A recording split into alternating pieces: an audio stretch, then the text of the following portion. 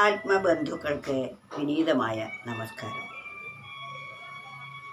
എല്ലാ ജീവജാലങ്ങളിലും നിറഞ്ഞിരിക്കുന്നത് ഒരേ പരമാത്മാവാണെന്ന പരമസത്യം നാം എപ്പോഴും ഓർത്തിരിക്കണം. അത് മറക്കുമ്പോഴാണ് ഞാൻ വേറെ, നീ വേറെ, എൻ്റെ സ്വന്തക്കാർ, മറ്റുള്ളവർ അന്യന്മാർ, ഇതെൻ്റെ ബന്ധു, മറ്റൊരെൻ്റെ മിത്രം ഇത്യാദി നാനാബോധങ്ങൾ നാം മറക്കാൻ കാരണം. അത് മറക്കുമ്പോൾ നമ്മുടെ മനസ്സിൽ രാഗദ്വേഷാദികൾ തലപൊക്കും. അത് മനസ്സിനെ അശാന്തമാക്കും. മനസ്സെപ്പോഴും ശാന്തമാകണമെങ്കിൽ എല്ലാത്തിലും നിറഞ്ഞിരിക്കുന്ന ആ പരമാത്മ ചൈതന്യത്തെ നിരന്തരം സ്മരിക്കുക തന്നെ വേണം. അപ്പോൾ മാത്രമേ സർവ ജീവജാലങ്ങളിലും ആ സർവശക്തനെ കാണാൻ സാധിക്കുകയുള്ളൂ. അതുകൊണ്ടൊരു കവി പറയുകയാണ്, ഭൂതജാലത്തോടുള്ളിൽ വായിക്കുമൻപാർദ്രതയും ഭൂതഭാവികൾ മായ്ക്കും ജ്ഞാനത്തിനധി അനിവാര്യം. പലതും പറയുന്നു, പലരും പറയുന്നു, പരമാർത്ഥമാം പൊരുൾ പറഞ്ഞാൽ അറിയുമോ. പലരും പറയുന്നു, പലമാതിരി പറയുന്നു, പക്ഷെ പരമാർത്ഥത്തിലുള്ള പൊരുളിനെ പറയാനൊട്ട് സാധിക്കുകയുമില്ല. അതാണ് പരമസത്യം. ഭൂതജാലത്തോടുള്ളിൽ വായിക്കും അൻപാർദ്രതയും സർവജീവജാലങ്ങളോടും സ്നേഹമസൃണമായി പെരുമാറുകയും ഭൂതദയ ഉണ്ടാവുകയും വേണം. മറ്റൊരു ജീവിയുടെ വേദന എൻ്റെ വേദന പോലെ തോന്നണം. എല്ലാ ജീവികളും ജീവൻ നിലനിൽക്കാൻ ആഗ്രഹിക്കുന്നു. അതുകൊണ്ടാണ് മാൻ ജീവൻ നിലനിൽക്കാൻ വേണ്ടി തൻ്റെ കാലുകളിൽ സർവശക്തിയും ഉപയോഗിച്ച് ഓടി രക്ഷപ്പെടുന്നു. അതേ സമയത്ത് ഒരു സിംഹം തൻ്റെ ജീവൻ നിലനിർത്താൻ വേണ്ടി ആ മാനിനെ പിന്തുടരുന്നു. സർവേശ്വരനാണ് ആ മാനിലും ആ സിംഹത്തിലുമുള്ളത്. അപ്പോൾ ഇതിലേത് ഹിംസ, ഏത് അഹിംസ എന്ന് നാം എങ്ങനെ പറയും? എന്നാൽ നാം ആകട്ടെ സർവ ജീവജാലങ്ങളിലും ഒരേ ഈശ്വരനെ കാണാൻ അഭ്യസിക്കുകയാണ് വേണ്ടത്.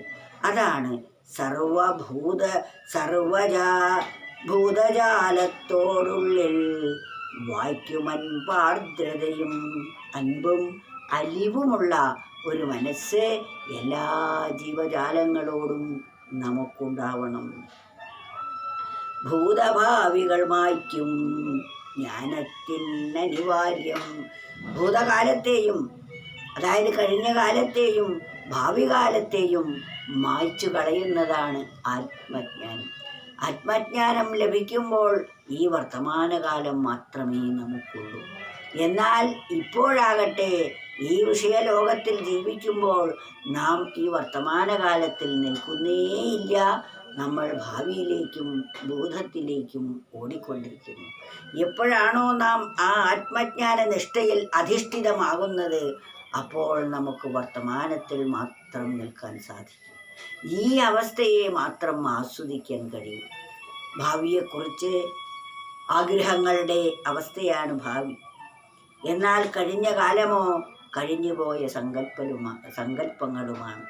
അതുകൊണ്ട് സങ്കല്പങ്ങളെയും കാമനയെയും നിലനിർത്തി നാം ഭൂതത്തിലേക്കും ഭാവിയിലേക്കും ഓടുമ്പോൾ ഒന്നും നേടാൻ കഴിയാതെ നമ്മുടെ ജീവിതകാലം നഷ്ടമാവുകയാണ് ചെയ്യുന്നത്. അതുകൊണ്ട് ഭാവിയും ഭൂതവും ഇല്ലാതെയായി വർത്തമാനത്തിൽ മാത്രം വർത്തിക്കുന്നതാണ് ജ്ഞാനാവസ്ഥ കൈവരാനുള്ള വഴി. പലതും പറയുന്നു. ആ ജ്ഞാനാവസ്ഥയെ അല്ലെങ്കിൽ ആ പരമാത്മസത്തയെക്കുറിച്ച് പലരും പലമാതിരി പറയുന്നുണ്ട്. എന്നാൽ എങ്ങനെ പറഞ്ഞാലും അതൊട്ട് മനസ്സിലാവുകയില്ല. അതനുഭവിക്കേണ്ടതാണ്. അതനുഭവിക്കുക വളരെ ലളിതമാണ്.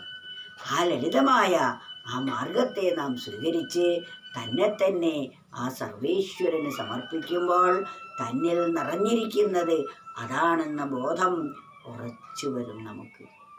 വാസ്തവത്തിൽ അത് തന്നെയാണ് ഇതിലുള്ളത്.